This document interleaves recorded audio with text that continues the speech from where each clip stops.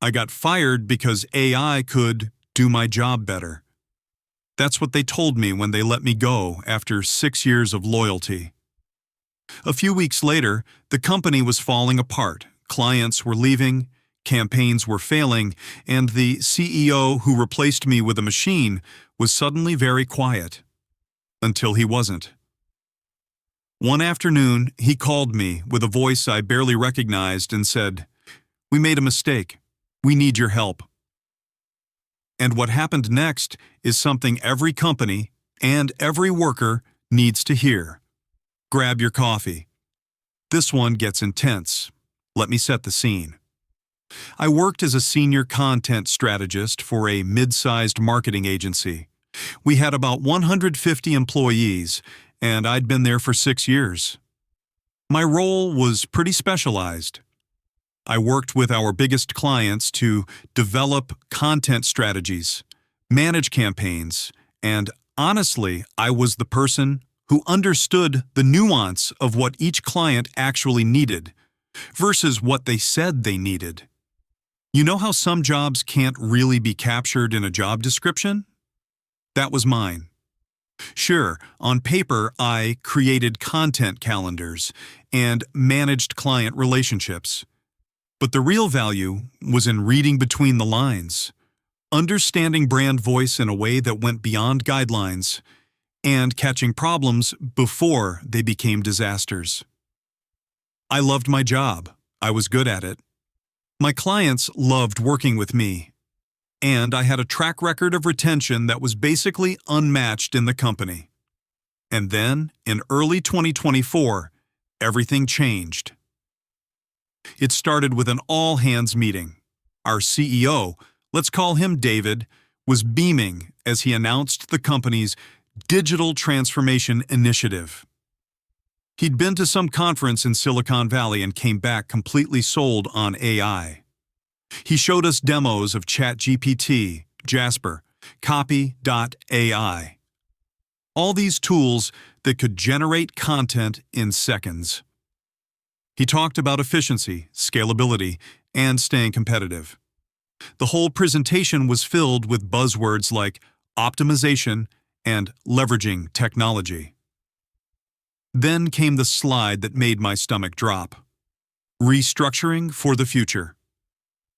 Over the next month, they laid off 40% of the content team, including me.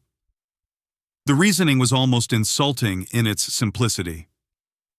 David explained that AI could now handle most of what we did, the research, the writing, the ideation. They were keeping a skeleton crew of AI managers who would prompt the tools and edit the outputs. Everything else, automated. My exit interview was brief. HR assured me it wasn't about my performance. It was purely a business decision. They gave me a decent severance package, probably because they knew this wasn't going to look great. I walked out of that office after 6 years carrying a cardboard box and feeling completely blindsided. The first month after being laid off was rough. I won't sugarcoat it.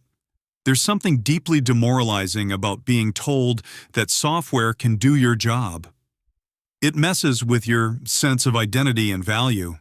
But I'm a pragmatist, so I started networking, updating my portfolio, and honestly, taking some time to figure out what I actually wanted to do next.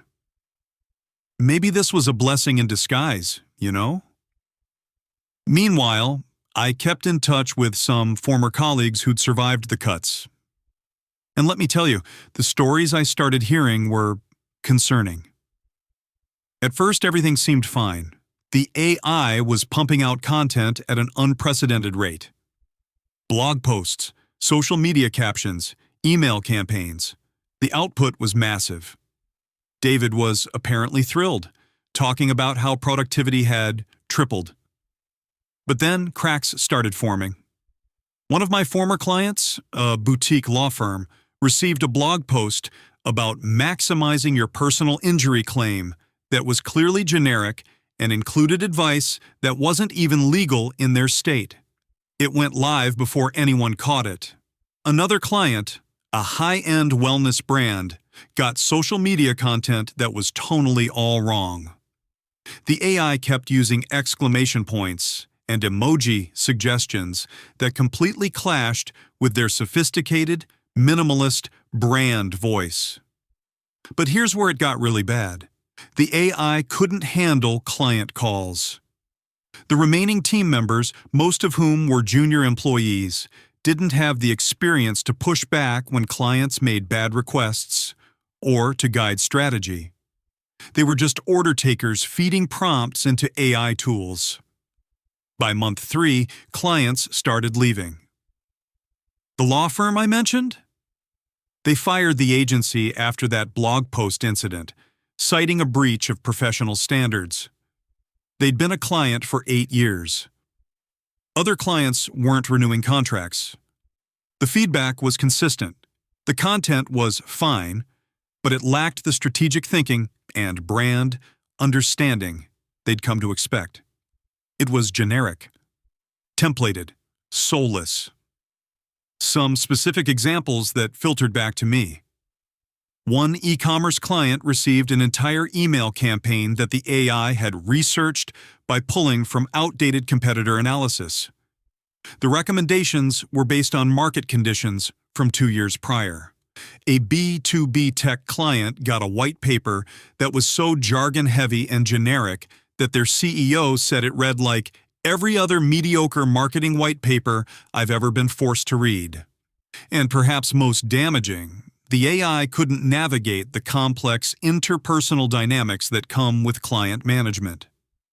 When a major client was upset about campaign performance, there was no one who could have the strategic conversation about pivoting. No one who understood the full history of what had and hadn't worked and why. The junior team members tried their best, but they were overwhelmed and undertrained. They'd been hired to assist senior strategists, not replace them. Internal morale was apparently in the toilet. The people who remained felt overworked, underqualified for what was being asked of them, and resentful. Some of the best ones started leaving voluntarily. By month 4, the company had lost 30% of its client base. Revenue was tanking, and David was apparently in full panic mode. It was a Tuesday afternoon, about 5 months after I'd been laid off, when I got the call. David himself called me. Not HR, not my old manager, the CEO directly. The conversation was awkward. He started with small talk, asking how I was doing, which felt wildly inappropriate given the circumstances. Then he got to the point. The company wanted me back. They were restructuring again, his words, and realigning their strategy to balance human expertise with AI capabilities. Translation: the AI experiment had failed, and they were in damage control mode. He offered me my old position back with a 20% raise and a title bump to Director of Content Strategy. He emphasized how much clients had been asking for me specifically, how they'd realized the value of experienced strategic thinking, and how I'd be instrumental in rebuilding client trust. I let him talk, and when he finished, I asked him a question. "What's different now?"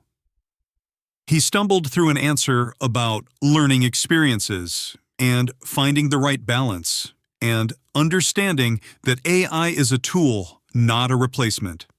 I told him I needed time to think about it. The decision, 1430 to 1700. I spent the next week really thinking through this decision. On one hand, it was validating. I'd been right about the value I brought, and they'd learned the hard way. The raise was substantial, and honestly, the job market was tougher than I'd expected. But on the other hand, they'd thrown me away the moment they thought they could do things cheaper. They'd valued me so little that they didn't even consider trying to integrate AI as a tool I could use, rather than as my replacement. I talked to former colleagues, mentors, and my family. The perspectives were mixed. Some said, take the money and the validation. Others said that trust was broken, and it would never be the same. Ultimately, I decided to take the meeting but negotiate on my terms.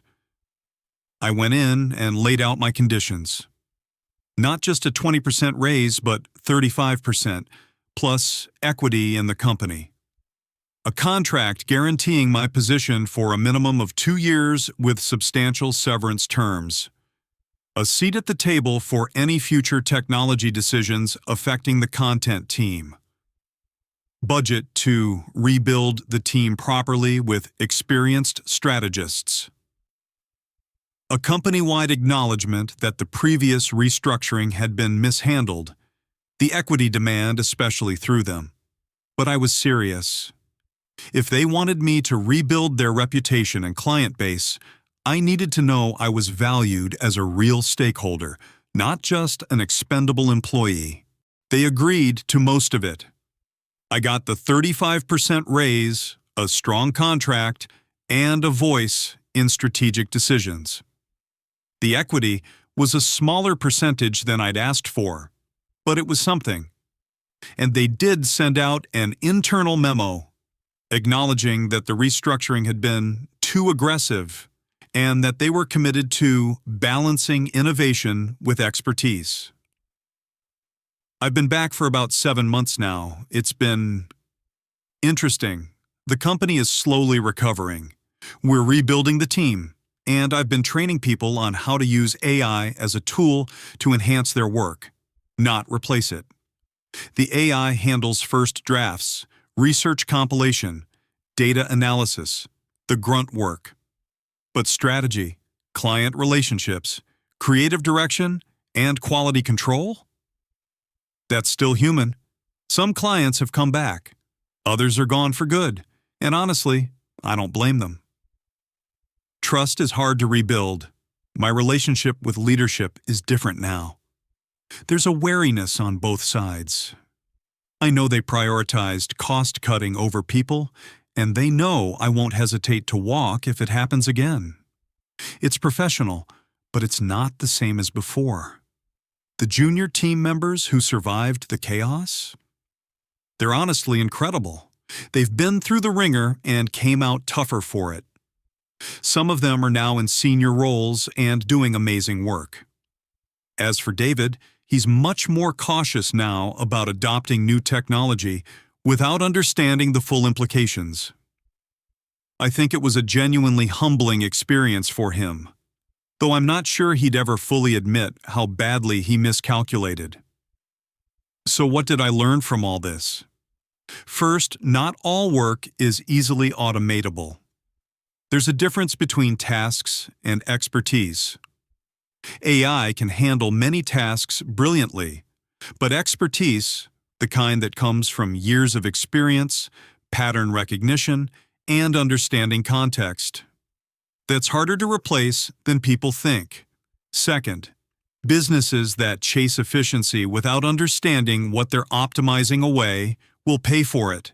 Sometimes the inefficiencies in your operation are actually the human judgment and relationships that make everything else work. Third, know your value. When I got that call, I could have just been grateful and taken whatever they offered. But I'd watched them learn the hard way what I was worth. That gave me leverage, and I used it. Fourth, AI is a tool and a powerful one. I use it every day now, but it's a tool that enhances human work, not a wholesale replacement for it. Companies that understand this will thrive. Companies that don't will keep learning expensive lessons. And finally, the job market is changing fast. If your work can be reduced to pure task execution, you're vulnerable. But if you focus on judgment, strategy, relationships, and creative problem solving, the things AI still struggles with, you're building a career that's resilient. I don't know what the future holds. Maybe in 5 years, AI will be sophisticated enough to do what I do. But I doubt it's happening as fast as the hype suggests. And in the meantime, I'm focusing on the irreplaceable parts of my work and making sure I'm never taken for granted again. Thanks for watching. And if you've had similar experiences with AI disruption at your workplace, drop a comment below. I'd love to hear your stories. Until next time, take care of yourselves and know your worth.